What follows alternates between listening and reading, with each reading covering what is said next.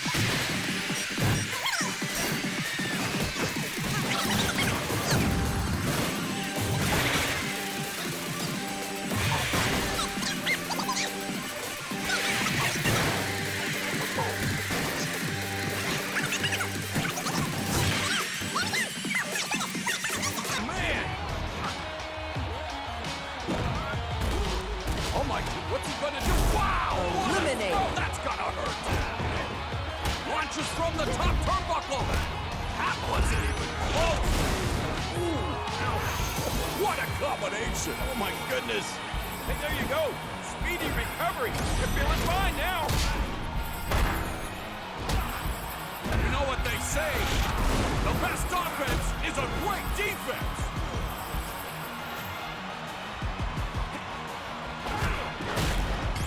Oh, wow! Nailed him with a three-piece. Where was the soda?